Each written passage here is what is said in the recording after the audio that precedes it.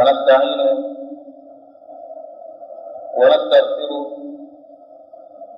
ونسترشده ونستهديه ونؤمن به ونتوكل عليه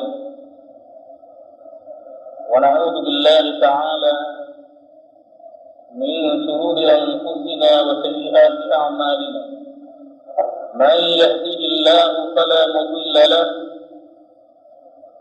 ومن يضلل فلا هادي له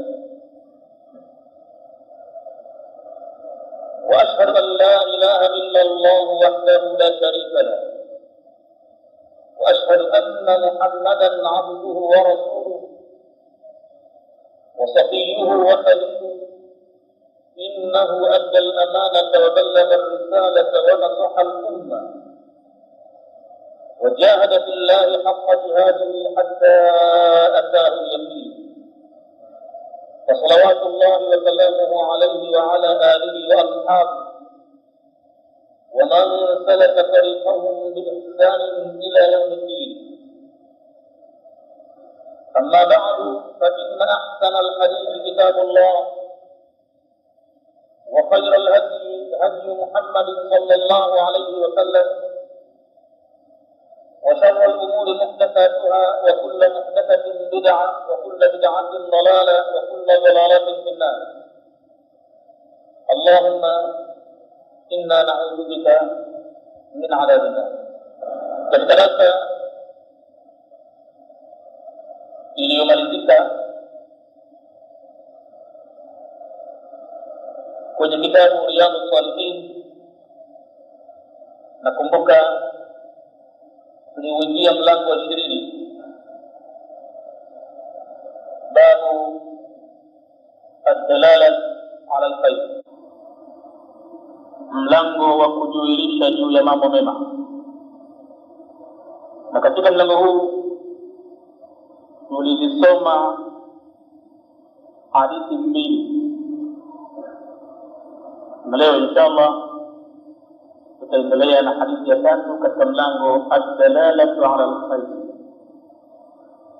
mlango juu ya kujulisha mambo mema, khairi yoyote. hadithi ya tatu ya mlango huu, wa an abi al-Abbas Sahl ibn Sa'd as-Sa'idi radiyallahu anhu. Tunapokea hadithi kutoka kwa baba yake Abbas bwana Sahl ibn Sa'd as-Sa'idi radiyallahu anhu anna Rasulullah sallallahu alayhi wa sallam, anasimulia bwana huyu ya kwamba mjumbe wa Mwenyezi Mungu qala yawma Khaybar, alisema katika siku ya vita vya Khaybar. Na Khaybar, yawm Khaybar ay fi yawmin min ayami ghazwati Khaybar, alisema mtume katika siku moja miongoni mwa masiku ambayo mtume amezunguka ngome ya Mayahudi pale Khaybar. Kwa sababu haikuwa siku moja, ilikuwa ni miongoni mwa masiku ya Khaybar. Waqad jarat aadatul arab, na kwa hakika imepita kawaida ya Waarabu an yasluku lafza yawmin, kulitumia neno la siku moja, ala al-ghazwati, juu ya vita wanatumia siku moja Waarabu kawaida yao. Walau istaghraqat ayyaman, hata kama vita vile viliweza kuzamisha masiku mengi, wao wanatumia yawma Khaybar, ilikuwa ni siku zisizopungua 21. Mayahudi wamejaa ndani ya ngome ya Khaybar, na Waislamu wanasema leo tutajua mwisho wake, sisi tutukia. Wakatumia vyakula vyao Mayahudi kwenye ngome hiyo mpaka vikamalizika.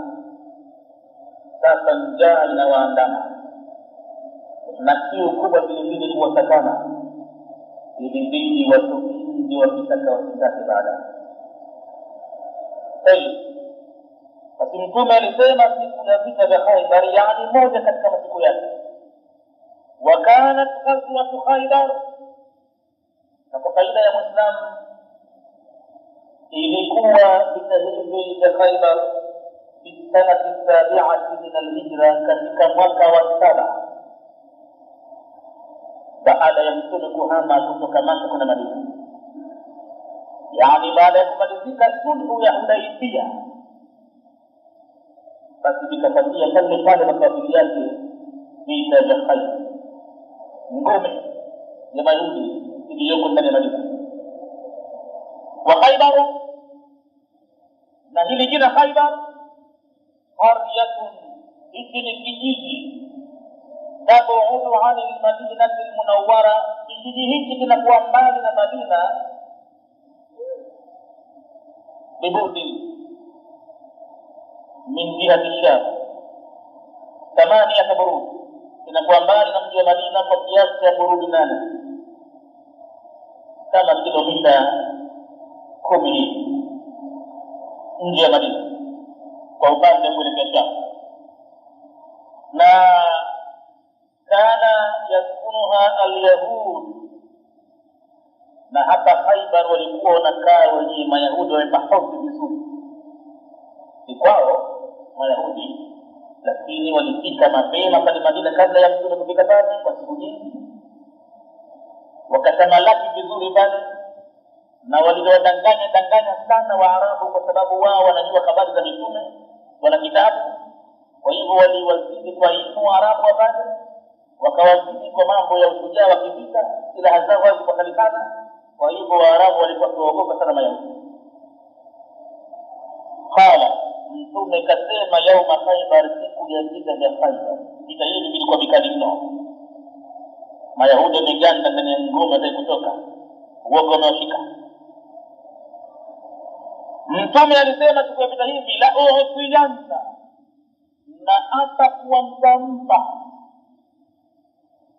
hadhihi raya, bendera hii. Ilikuwa ni kawaida ya Waarabu kabla ya Uislamu, wanapokwenda vitani huchukua na bendera ya kikundi chao au kabila lao, ili kujishajihisha pale katika vita vile. Bendera ikianguka chini ni alama ya kushindwa, lakini mandhari bendera iko mkononi mwa mtu ni kama basi watapigana watu mpaka tone la mwisho la damu, na kila ikianguka chini lazima itapelekwa yokote. Uislamu ulipokuja vile vile kawaida hii ilikuwa nayo. Mtume kila kenda vitani alikuwa huchukua bendera maalum ya Uislamu. Alama yake kubwa ilikuwa la ilaha illa Allah Muhammadur Rasulullah. Basi mtume alisema hatimaye baada ya kumalizika siku 15 katika baadhi ya riwaya, na wengine wanasema siku 21, mtume akasema baada ya kukaa Waislamu pale mrefu, la u'tiyanna hadhihi raya, na hapa kuanzampa bendera hii. Na tamko hili la raya ni tamko la Kiarabu, linamaanisha alamul jaishi, symbol, alama maalum ya jeshi, ndiyo raya. Ikiwa ni bendera ya kitambara au ikiwa ni chuma kimetengenezwa, bali ni alama ya jeshi linalopigana vita. Mtume anasema la u'tiyanna hadhihi raya, wallahi nitampa bendera hii ghadan, kesho tukiamka salama asubuhi nitamkabidhi bendera hii. Rajulan, nitamkabidhi bendera hii kesho asubuhi. Ghadan, kesho asubuhi nitamkabidhi mtu bendera hii ambaye yaftahu Allahu ala yadayhi, Mwenyezi Mungu atasababisha ushindi upatikane juu ya mtu huyo kwenye mikono yake. Mtu huyo mtakayemkabidhi bendera kesho, yuhibbu Allah wa rasulahu, anampenda Mwenyezi Mungu na mtume wake. Hii ni saikoloji kubwa Nabii Muhammad aliyopewa na Mola wake ya kuwashajiisha Waislamu katika jambo nyeti, jambo la kupigania dini. Pale pahala hapana maskhara, pale pahala hutoka roho za watu, na wengine wakarejea vitani vilema. Huyu ana jicho, huyu ana mkono, yule mwingine hana miguu, alimradi ni pahala ambapo pagumu. Wamejaribu kuihujumu ngome ile, kwa hakika ilikuwa hapapiti.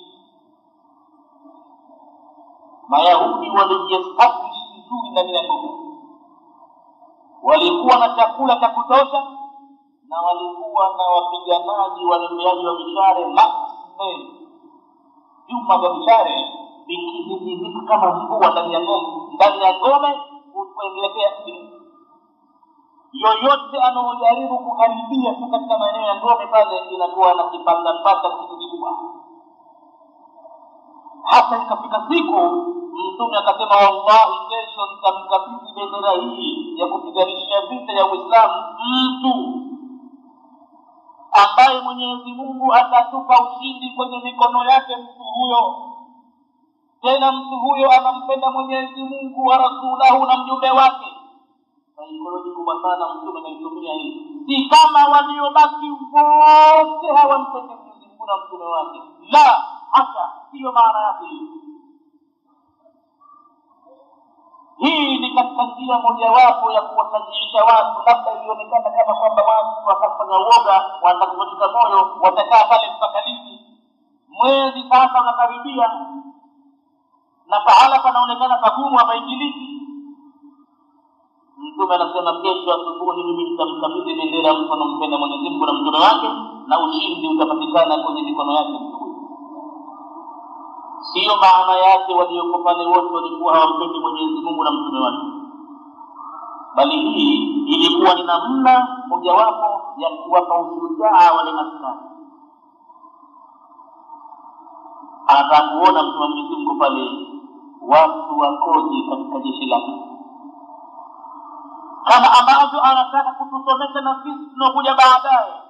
Someni habari za maswahaba baada ya tangazo hili, watu walikuwaje. Ni kama alivyoshajihisha Talut, jeshi lake alilokuwa anakwenda nalo kupigana na Jalut. Alidharaulika sana Talut mbele ya watu hawa Bani Israili.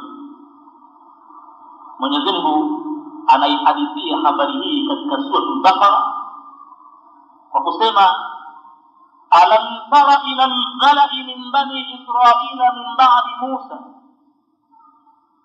je, ukuona wewe wakubwa katika Mayahudi baada ya kuondoka nabii Musa? Nyuma aliwaacha Bani Israila mangwengwe.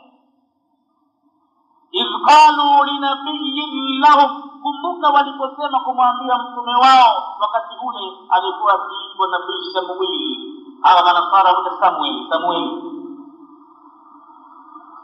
Walimwambia, ib'ath lana malikan, tumetoka sisi kutangatanga katika dunia, hatuna pahala pa kuishi, na kwetu tunako sisi, tunataka kuingia kwenye ardhi ya Palestina.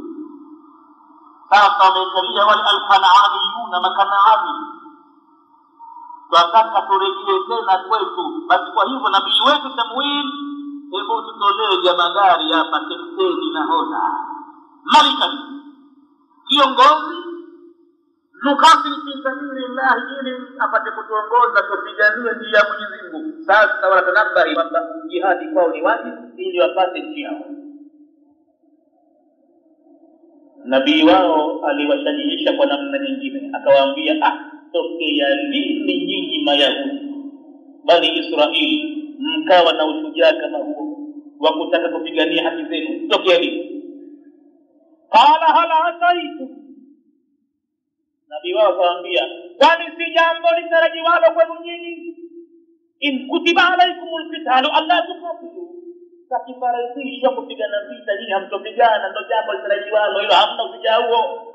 Hii maana yake anawashajiisha, mmeleta rai nzuri, mmeleta busara, lakini kweli msemalo hilo, kwani si jambo litarajiwalo kwenu nyinyi kwamba mkifaradhiwa vita nyinyi hamtopigana? Halu wakasema kwa ghadhabu, wakamjibu nabii wao wakasema, wama lana alla nuqatila fi sabilillahi, kwa nini sisi tusipiganie njia ya Mwenyezi Mungu, waqad ukhrijna min diyarina, ila hali tumetolewa sisi katika miji yetu, wa abnaina, na watoto wetu. Kabla ya kuendelea na habari hii, Mwenyezi Mungu kwanza anatia jumla kuli'tirad na faida maalum. Ni moja ya mbinu kubwa za kumfanya mtu kuwa na hamu ya kusikiliza Qur'ani kila siku, aione mbichi mpya kwa ile desturi yake ilivyo. Mwenyezi Mungu anasema kwanza kabla ya kuendelea na habari hii, falamma kutiba alayhimul qitalu tawallaw illa qalilan minhum, ilipofaradhiwa kweli amri ya jihadi walipuuza isipokuwa wachache miongoni mwao. Baada ya kusema wama lana alla nuqatila fi sabilillahi waqad ukhrijna min diyarina wa abnaina, falamma kutiba alayhimul qitalu tawallaw illa qalilan minhum, ilipokuja habari hiyo kweli walikengeuka wengi isipokuwa wachache miongoni mwao. Wallahu alimun bidhalimin, na Mwenyezi Mungu anafahamu vizuri bwana. Sasa inaendelea habari, waqala lahum nabiyuhum, yule mtume wao nabii Samuel akawaambia, inna Allaha qad ba'atha lakum Taluta malika, Mwenyezi Mungu amekutoleeni huyu Talut kijana mwenzenu awe ndio kapteni wa jeshi, atakuwa ndo kamanda wenu, atakuongozeni ili mpate kupigania nchi yenu mpaka muipate, muwatoe maadui zenu. Maana maneno haya wanakuja kuyasema kiajabu ajabu. Nabii Musa shaondoka, Nabii Musa aliwaambia waingie katika ardhi wafanye vita kidogo, wakamwambia Nabii Musa, inna fiha qauman jabbarina, to katika nchi yetu kwenda hiki kule kuna watu majabari, wa inna lam nadkhulaha hatta yakhruju minha, sisi hatuwezi kuingia kule mpaka watoke wao. Fa in yakhruju minha fa inna dakhiluna, wakitoka sisi tutaingia, lakini madamu wapo wale banaamini sisi. Baada ya kushajiishwa sana Nabii Musa na Nabii Harun pamoja, hatimaye wakatoa tamko baya sana, wakasema, ikiwa Musa unahisi kwamba tunayokuambia sisi labda hayaingia kilini mwako, sisi tunasema idhhab anta wa rabbuka, basi nenda wewe na Mwenyezi Mungu wako Musa. Sasa nakwambia kwendeki, unasema kwamba hivi mkiingia, bwana kwendeki, na kama huamini fatana na Mungu wako Musa, fakatila, mkapigane. Inna una qa'ilun, na sisi tuko hapa tunasubiri ushindi, mkishashinda tutoleeni mkono vinjoni tutakuja, lakini kwa hivi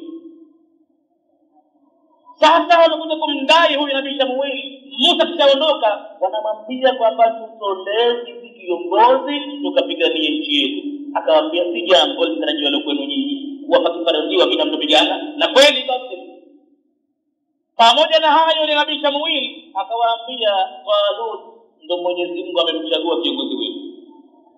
Wakaruka Mayahudi wakasema, qalu anna yakunu lahu almulku alaina, vipi atakuwa yeye ni kiongozi juu yetu sisi, wa nahnu ahaqqu bilmulki minhu, na sisi tuna haki zaidi ya kupewa uongozi kuliko yeye. Alama zenu nini nyinyi hata mkawa mnastahili kupewa uongozi kuliko Talut? Wakasema kwamba wala yuda sa'aba min Allah, ni kwamba yeye si mzalendo, yeye si mtu anajulikana, kabila lake liko chini sana, halafu akupewa kunjufu wa mali, ni mtu masikini mno. Wao wameweka katika dunia mtu bora, hata katika kupewa uongozi wa kupiganisha jeshi vitani wanaona mtu mwenye mali nyingi. Ndio dunia ilivyo, mwenye mali anaweza akaiumbisha mpaka dola nzima ikawa inachunga inatikisika, inasujudu kwa mwenye mali.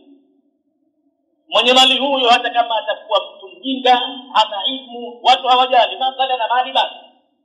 Na Mayahudi walikuwa hivyo hivyo, wakawaambia kwamba huyo akupewa kujua mali atakuwaje kiongozi wa kupigana jeshi. Talut akawaambia, inna Allah astafahu alaykum, hakika Mwenyezi Mungu amemteua yeye juu yenu nyinyi nyote, namuona bora, na alama zake nitakupeni 2 mpaka 3. Ya kwanza, wazadahu basatan, amemzidishia yeye tambo zuri, ana nguvu ya kimwili. Bil ilmi, kwanza kampa elimu ya field ya kujua namna ya kupiganisha vile vita. Wal jism, na amemzidishia vile vile nguvu ya kiwiliwili, ana mwili ambao umemilingana vizuri na ana nguvu hasa. Anaweza kupambana na watu 7 8 peke yake na wote akatoa roho. Na halafu alikuwa anajua namna gani kupiganisha vile vita, kuwaga watu wazunguka maadui. Zadahu basatan fil ilmi wa jism, Mwenyezi Mungu alimzidishia yeye zaidi elimu ya kivita na vile vile alimzidishia nguvu ya kiwiliwili. Na hivyo ndivyo anavyotakiwa mwanajeshi yoyote, lazima awe na elimu. Geometry anajua vizuri na anajua angle gani ya kurekebisha mzinga. Kwa ndege ile inapokuja, nikiweka degree ngapi mimi nitaupata, lazima awe na hiyo na halafu anasema. Na hivyo ndivyo Talut anaambiwa sifa hizo nazo. Na akawaambia zaidi, msikie hoja sana, wallahu yuti mulkahu man yashau, na Mwenyezi Mungu anampa ufalme wake, uongozi wake amtakaye.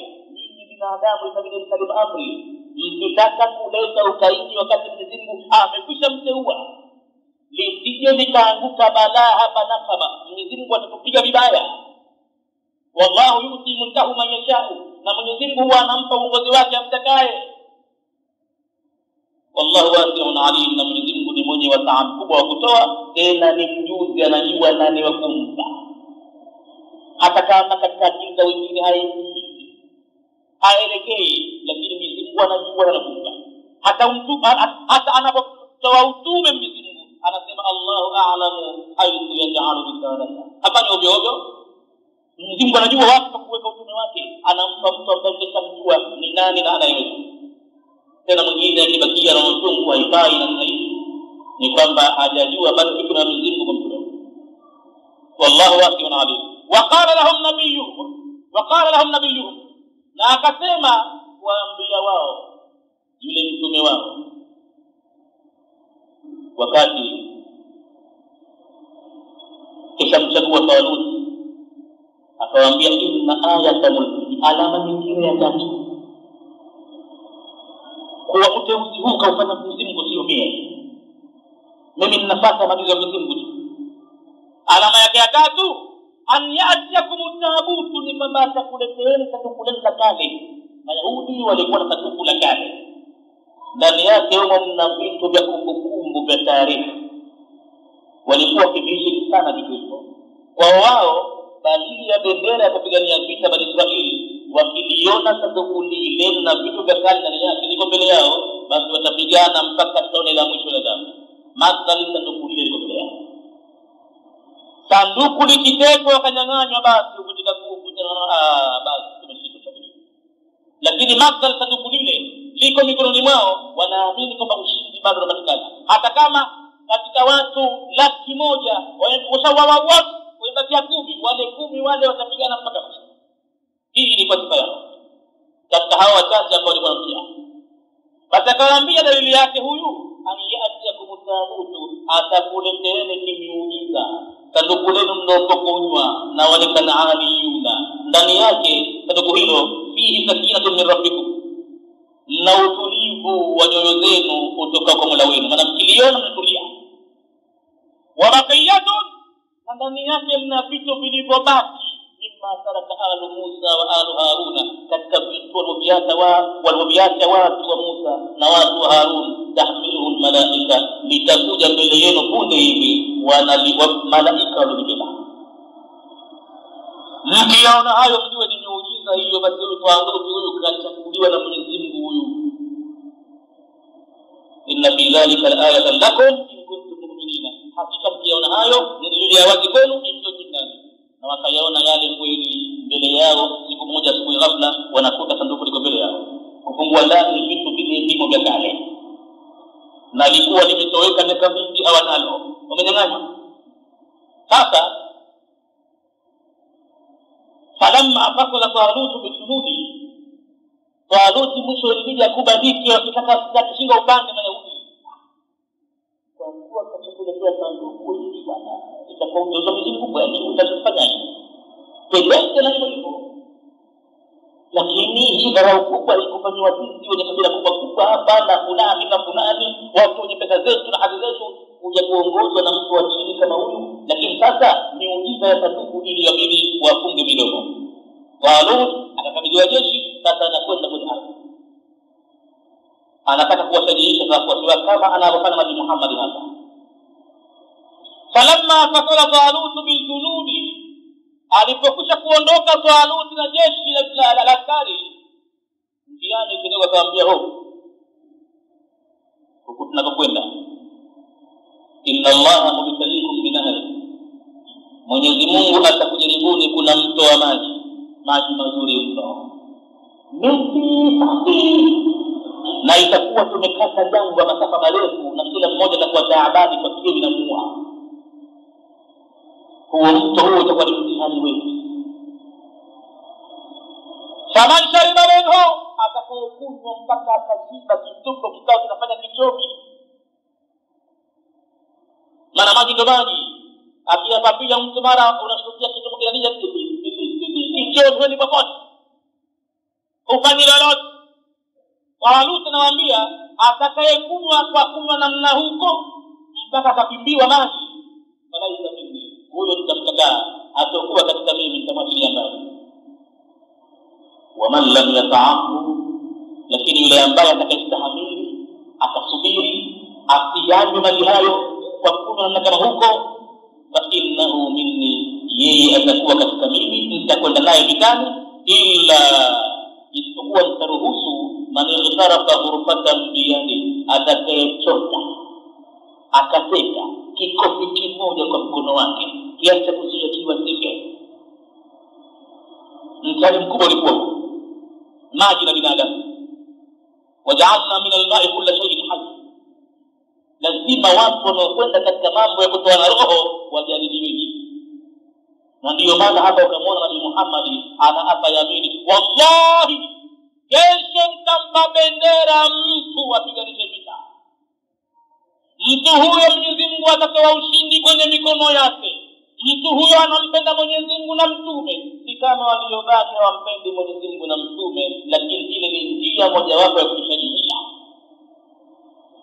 Talut anawaambia askari wake, atakayekunywa maji akashiba si katika mimi, na atakayekuwa hakunywa ndo katika mimi, isipokuwa atakayeteka kikombe kimoja tu kwa mkono wake.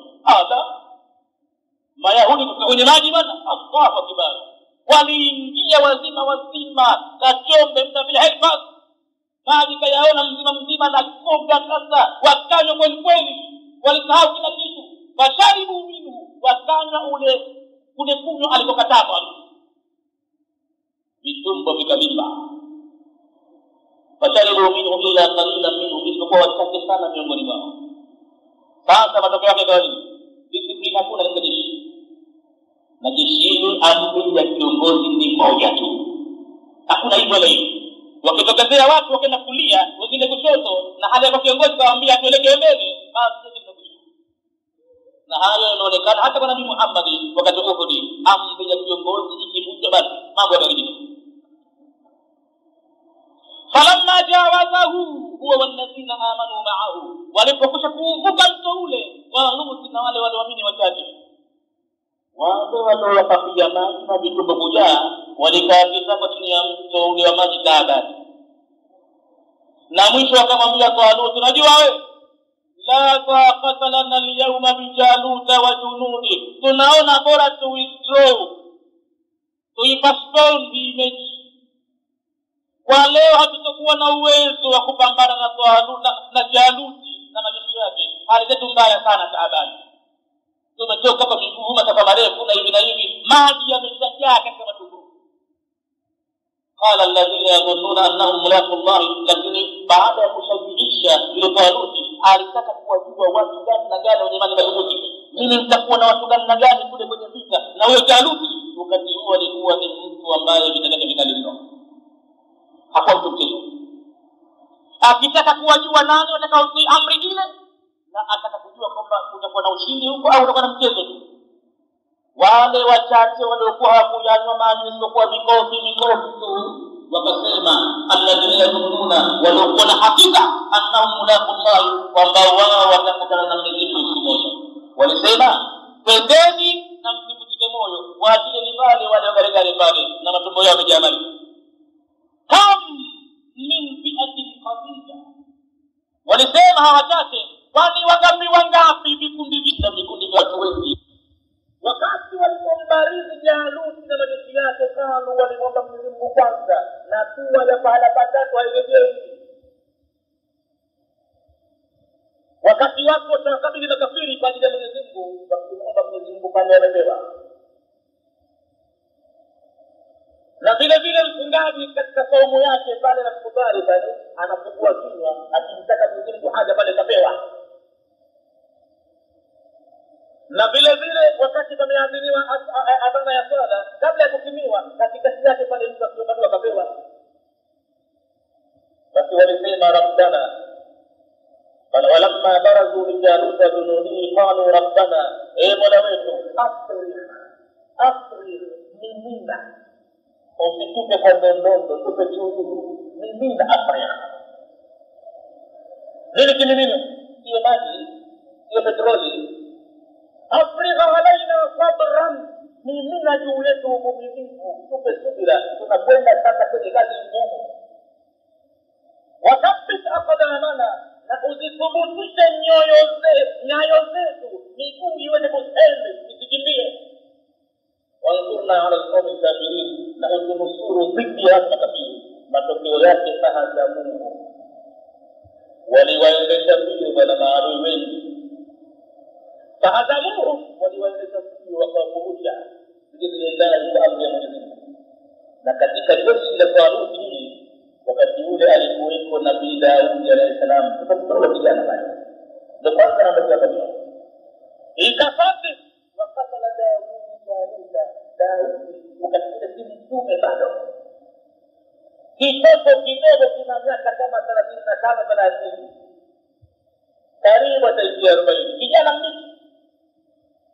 Ikafati katika mapambano pale uwanjani, yeye akafariki mwenyewe yule kiongozi ukabili Jaluti. Alokuhakikisha akapambana naye. Wakabala Daudu Jaluta, Daudi akamuua Jalut, wa ataahu Allahu al-mulka, hapa Mwenyezi akampa ufalme. Wa ataahu Allahu al-mulka wal hikmata, na akampa hikma ya utume, wa allamahu mimma yashau, na akamfundisha mambo mzima katika alotaka mjinga mfundisha, mpaka lugha za ndege kijua, mpaka maneno yanayosema majabali kijua. Wa'allamahu mimma yasha, na kumlainishia chuma kisari kwa takavyo Nabii Daudi. Wa'alanna lahu al-hadid, na Mwenyezi Mungu anasema walaula daf'ullahi an-nasa ba'dahum bi ba'd, lakini Mwenyezi Mungu sikuiweka kawaida maalum, kaweka kawaida maalum duniani. Kawaida gani? Akitofuta mtu jabari katika dunia, anawadhulumu watu ovyo, na lazima watainuka wengine wamuondoshe jabari. Sasa siku moja itatoka roho mbichi. Ingelikuwa Mwenyezi Mungu hakuweka kawaida hii, walaula daf'ullahi an-nasa ba'dahum bi ba'd, kama si hivi Mwenyezi Mungu anasema la fasadatil ardu, wallahi dunia jaribu. Kama alikuwa anakaa Firauni, maisha yake anatawala yeye, anachinja watoto wanaume na kuwafia hai wanawake, anadai kwamba yeye ni Mungu, hakuna chochote kingine baadaye. Kama gani? Walakin Allah hu fadl ala alalamin, lakini Mwenyezi Mungu ni mwenye fadhila kubwa kwa ulimwengu. Tilka ayatullah yatluha alayka bilhaq, hizi ni aya zake Mwenyezi Mungu tunaposomea Muhammad kwa kweli kabisa. Innaka lamina al-mursalina, na wewe ni katika hao wajumbe. Hasipata kawaida hii ya kuwashajiisha watu wako unapokuwa vitani. Hapa mtume anaitumia kawaida hii. La utiyanna hadhihi ar-raya qadam, nitampa bendera hii kesho. Rajulan yaftahu Allahu ala yadihi, ataleta ushindi Mwenyezi Mungu juu ya mikono yake mtu huyo. Tena mtu huyo yuhibbu Allah wa rasulahu, anampenda Mwenyezi Mungu na mtume wake. wa yuhibbuhu Allah, na Mwenyezi Mungu vile vile anampenda mtu huyo, wa rasuluhu, na hata mtume wake vile vile mimi ninampenda mtu huyo. Kwa hakika maneno haya ya mtume kwa upande wa masahaba wa Nabii Muhammad, hakukuwa na mtu hata mmoja katika walioambiwa maneno yale ila ilimwingia shakii, ulimwingia kwenye moyo wake mtu yangu, akaona ipo shakii wake, mtu anampenda Mwenyezi Mungu na mtume, halafu na Mwenyezi Mungu anampenda yeye na mtume anampenda yeye pia. Hapa leo mambo makubwa, na ushindi utapatikana kwenye ngome ya Mayahudi ya Khaibar. Ila mmoja kwa hakika alikuwa anasema heshima hii ibadili, na tayari Waislamu washaambiwa waombe kwa Mwenyezi Mungu kwa maneno na vitendo, waja'alna lilmuttaqina imama, tujalie sisi tuwe viongozi wa wale wamchao Mwenyezi Mungu. Muislamu hatakiwi kukaa nyuma, akikaa nyuma sana Mwenyezi Mungu atapata neema kwa kweli. Akihisi kwamba uwezo anao na mambo ya Mwenyezi Mungu yanazorota yanaanguka, anasalisha mtu hawezi kusalisha, Qur'ani hana, hafahamu vizuri, hata msahaba kwa kutokeza Muislamu kuilisha ibada ya Mungu. Akijiweka nyuma atakaa nyuma sana. Kwa hivyo kila mmoja katika kusikia maneno yale ikawa amekamia asubuhi, nianze na mapema, nende kwenye assembly. Mtume atamfanani ndio hakuna lugha nyingine siyo. Fabada nasu, basi walipitisha usiku kucha watu, yadukuna bainatahum, shaki wanauzungumza usiku wa ule, ayyuhum yuhsaha, jamani kesho wa makubwa na atatoa bila jamani. Sayyidina Umar kwa upande wake anasema sijapatapo mimi kukimbilia uongozi bure. Sikuwa na haja ya uongozi mara zote, lakini siku hii na mimi nilijitokeza nikawa ninatumia mtume alione. Kila nikiona jana nzuri na alikuwa baba kubwa, mtu mrefu na alafu alikuwa na mwili baba kubwa. Ni kama haonekani, lakini akihisi kwamba hii heshima msikote, basi mara nyingine akiona vidole vyake havitoshi, ruka hivi. Mtume apate kumuona mkono kujui. Sabata nasu, basi wakafikisha watu usiku mzima, yadukuna, wanazungumza na kuulizana, jamani ayyuhum yu'taha, yupi katika wao atapewa badala hiyo, aipate heshima hiyo.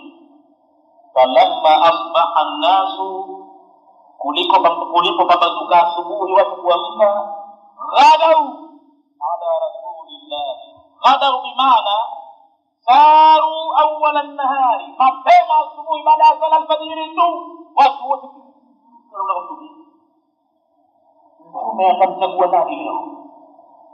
Ghadau ala rasulillah, walitiririka watu kwa haraka sana kumwendea mtume. Kulluhum, kila mmoja wao, yarjuna an yu'taha, anataraji an yu'taha, kwamba atapewa yeye vile. Kila mmoja anajitabu bila shaka mtume analipoa leo. Kina Abu Ubaida bin Jarrah yuko pale, kina nani Umar bin Khattab, Abu Bakar as-Siddiq, Ibn Abbas, nani, kila mmoja yuko pale anataraji kwamba labda nitakuwa mimi. Fakala, walipofika pale kwenye assembly yake mtume akauliza, aina Ali ibn Abi Talib, hapa yuko wapi Ali ibn Abi Talib? Simoni yuko wapi Ali bwana? Fakila, fakajibiwa kwa haraka kwamba ya Rasulullah, huwa yashtaki ainaihi, Ali hawezi kuja hapa, anaumwa na macho yake kajaa tongo. Na ilikuwa ni wakati wa joto mara nyingi macho huleta damu, kajaa kabisa. Yashtaki ainaihi bimaana yatawajjau min ramadi fihima, anaugua katika ugonjwa wa macho uliojaa matongotongo ndani yake. Qala, mtume akasema hata hivyo, arsilu ilayhi, watoke watu wakamchukue, wende ujumbe rasmi ukamchukue, hata kama wewe kwenda aje hapa leo anaburua, kamleteni Ali.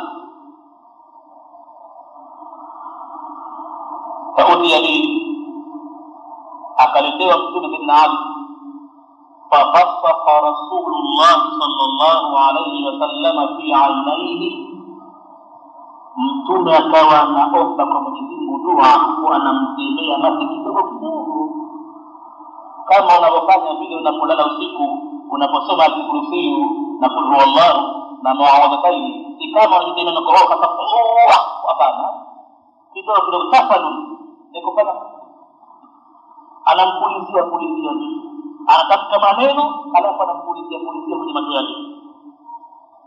Wadaa lahu, na akamuombea kwa Mwenyezi Mungu sana. Basi naam, salawatullahi wa salamuhu alayhi, moja katika alama zake za utume kwamba alikuwa na miujiza. Basi pale fabaria, akapona Sayyidina Ali, hata kaan lam yakun wajaa, ikawa kama kwamba hakuugua chochote.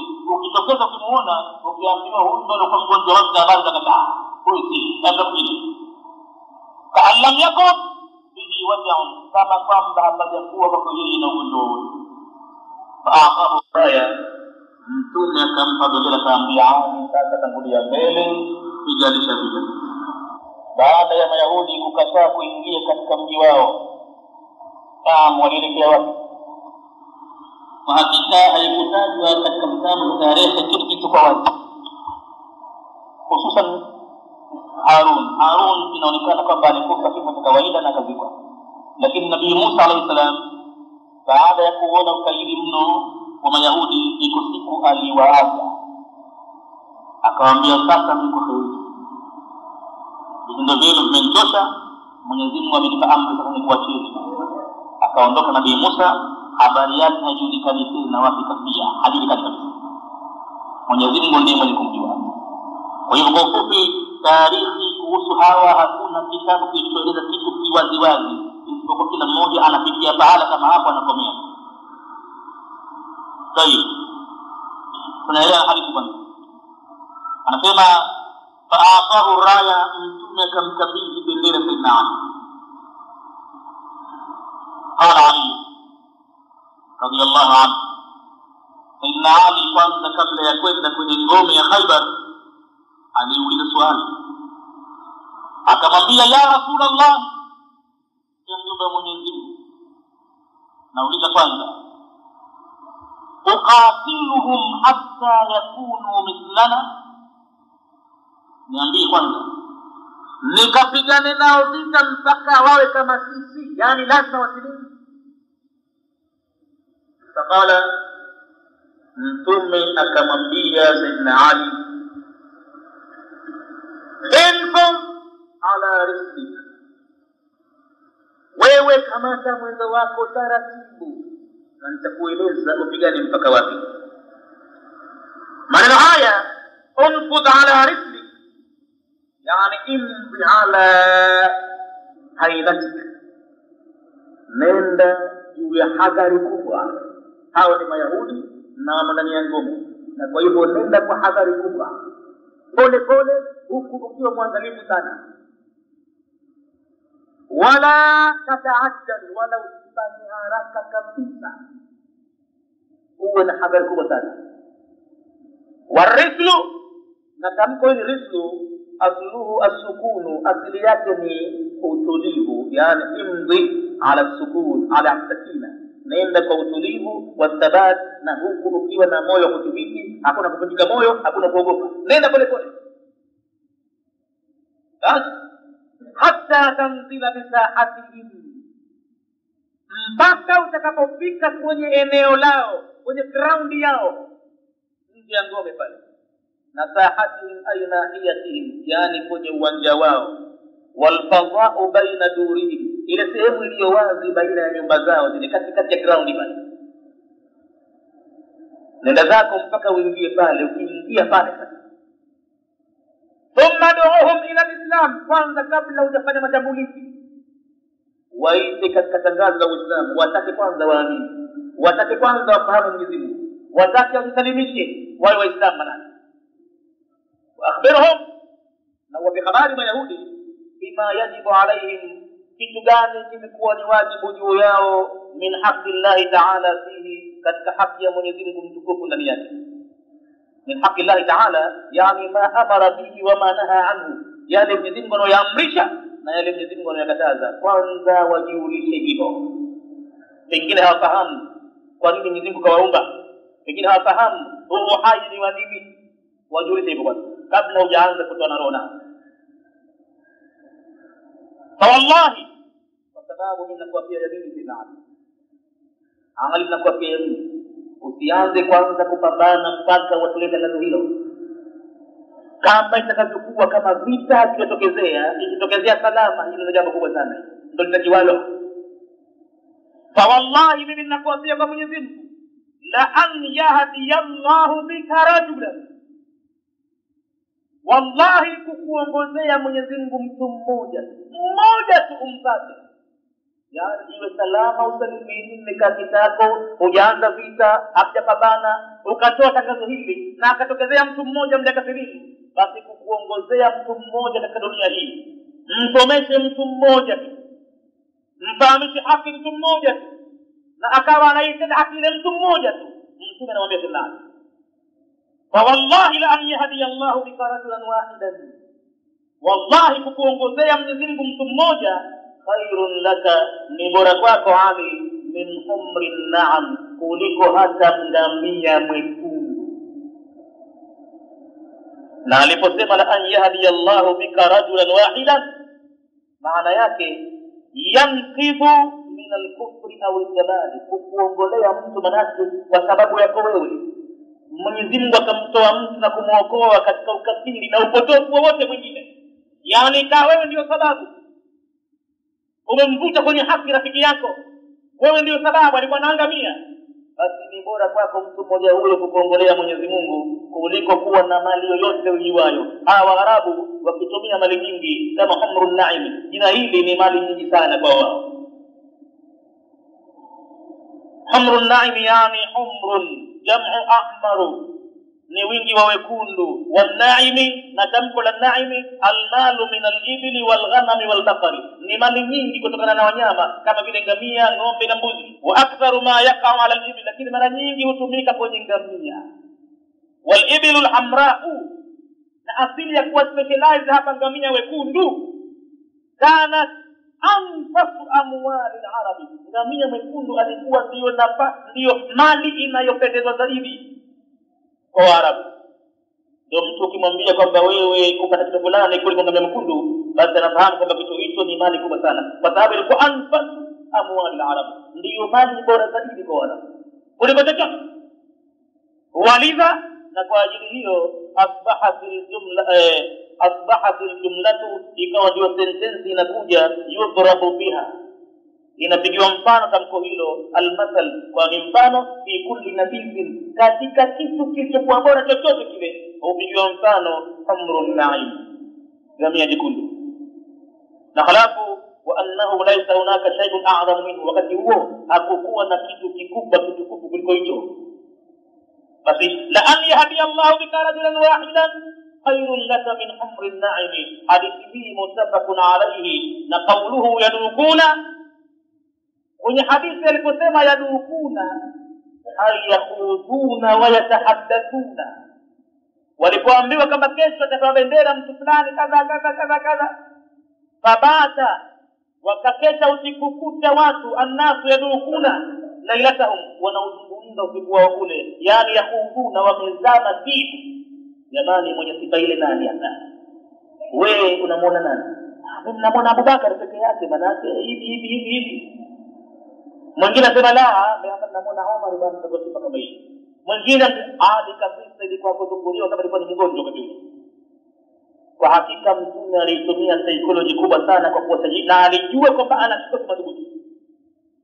Kule kuwaona watu baada ya kukaa siku 21 hakuna aliyechoka, walipotajiwa mapenzi ya Mwenyezi Mungu na mtume wake, watu ilikuwa kama ndo kwanza wazaliwe, au ilikuwa kama ndo kwanza wafike pale kwenye ngome siku ile, hawajakaa muda mwezi mzima kasoro kidogo. Akajua kwamba askari nao kila mmoja ana hamu achukue bendera ile, na inajulikana wazi mkamataji wa bendera ndo anaoviziwa kuuliwa mwanzo, kwa sababu akipigwa yeye bendera iko na chini ni alama ya kushindwa watu, wanapiga mara moja tu. Ilikuwa ni aibu kubwa bendera kugaragara chini, na ilikuwa Waarabu hawampi bendera yao kabisa kukamata mtu ambaye ana sifa za kishujaa, ana sifa za kunahii za kupigana vita.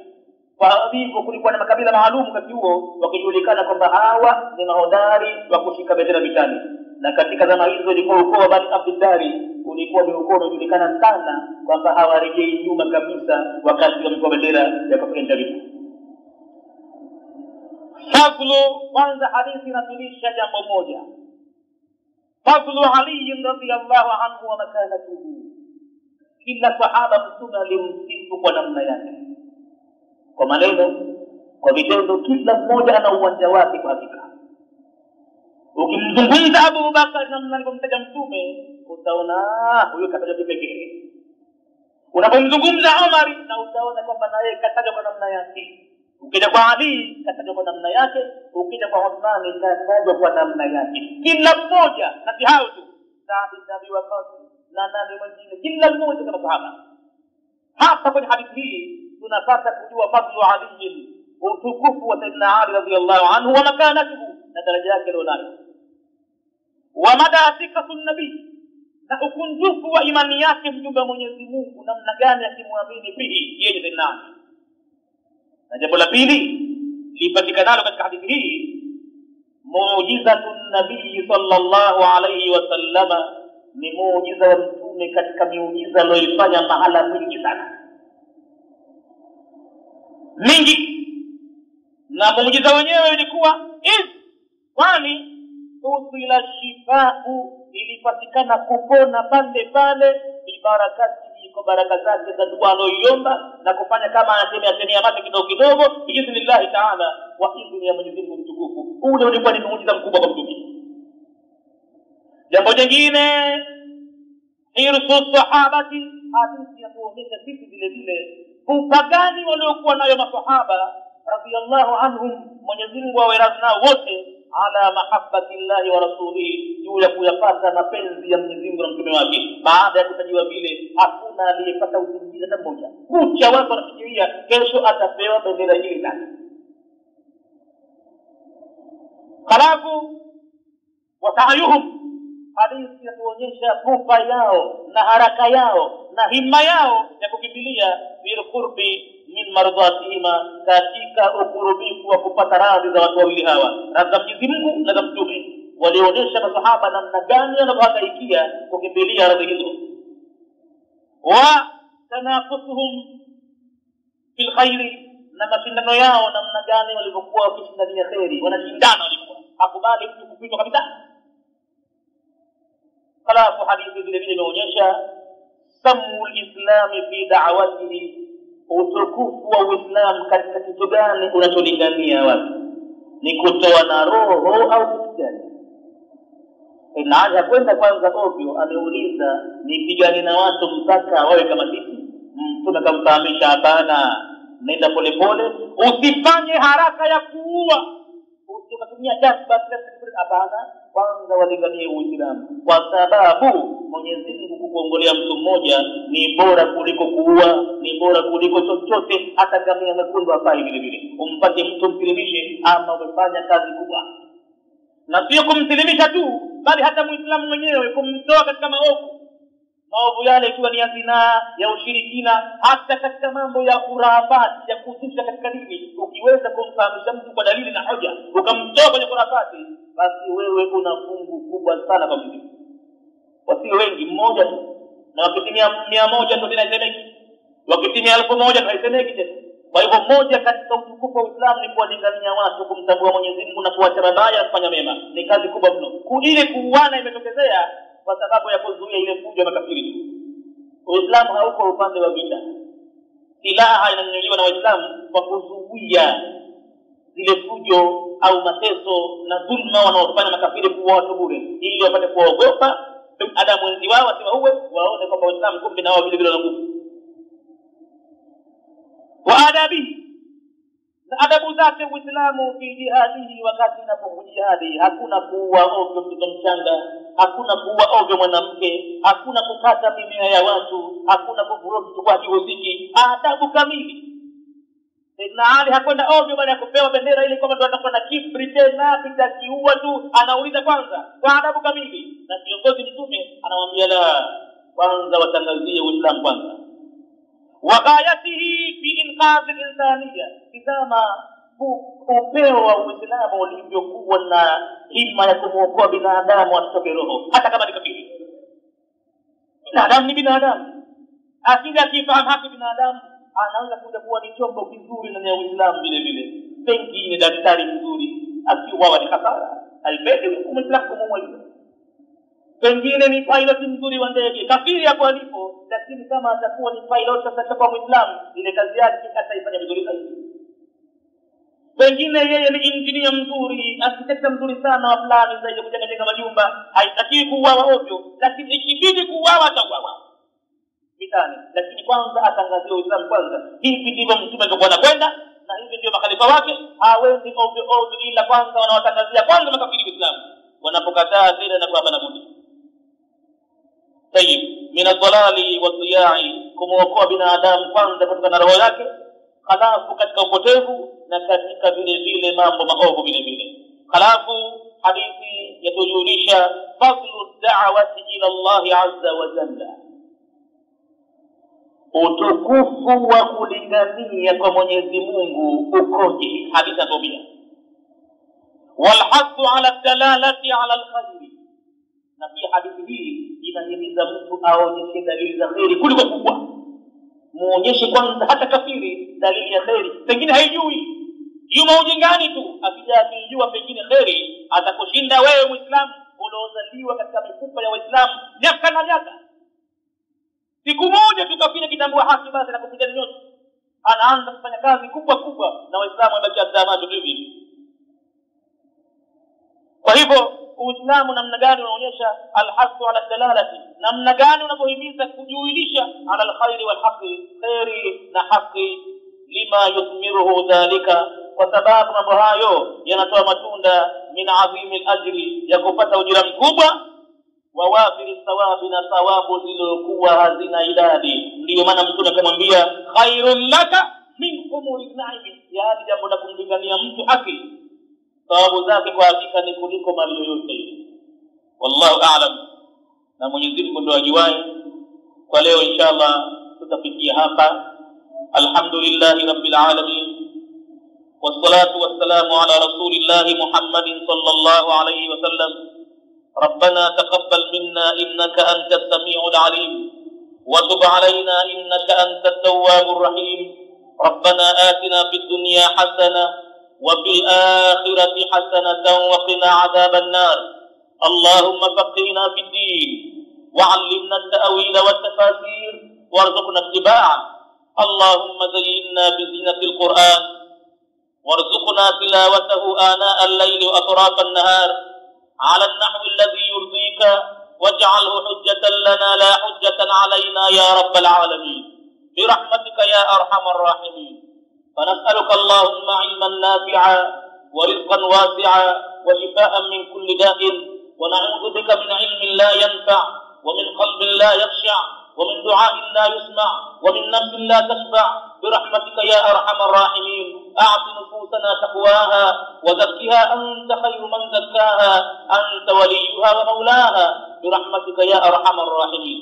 اللهم إنا نسألك من الخير كله عاجله وآجله ما علمناه وما لم نعلم، ونعوذ بك من الشر كله عاجله وآجله ما علمناه وما لم نعلم، ونسألك الجنة وما يقرب إليها من قول وعمل ونية واعتقاد، ونعوذ بك من النار وما يقرب إليها من قول وعمل ونية واعتقاد.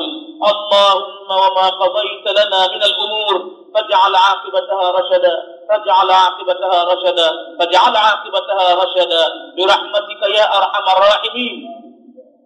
وأستودعكم الله الذي لا تضيع ودائعه. والسلام عليكم ورحمة الله وبركاته، وصلى الله على سيدنا محمد النبي الأمي وعلى آله وصحبه وسلم.